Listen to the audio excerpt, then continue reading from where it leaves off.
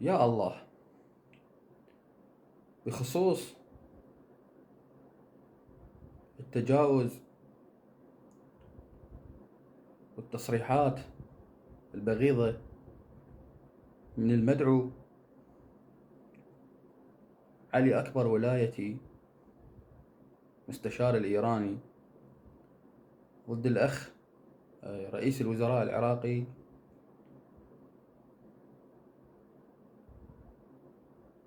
الأخ علي فالح الزيدي.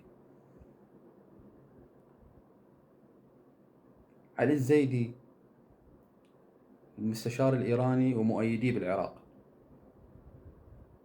من الذيول.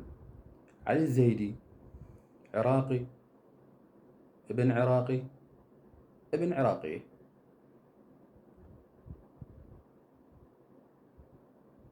العار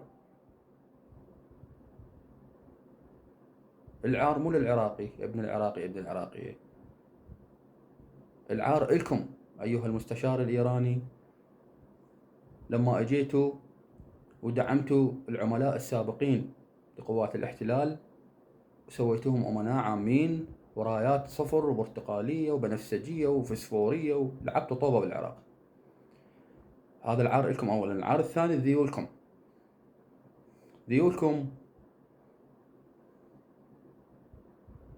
اللي ضامين راسهم من حرب 12 يوم الأولية وإلى هاي الثانية، وضموا رؤوسهم من صار العدوان على لبنان، وضموا رؤوسهم من أحداث غزة، وانهزموا من سوريا بدون أي قتال، حالهم حالكم. فهذول العار من يبوقون باسم علي بن أبي طالب، ويبوقون باسم أهل البيت، ويبوقون باسم الإمام المهدي بدعمكم. فأي عار أكبر من هذا العار بعد؟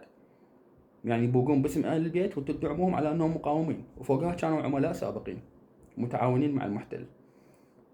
فيا علي أكبر ولايتي، العار إلك، والعار لقيادتك، والعار لأتباعكم وذيولكم واللي يسمعون منكم واللي يسكتون عليكم،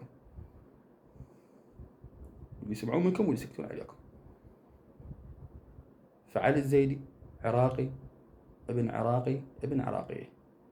لما تيجي خاطب أتباعكم العملاء اللي ارتضيتوهم انه يكونون لكم،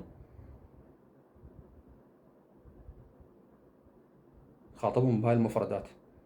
فعاري خاطب عار، احنا ما لنا علاقة.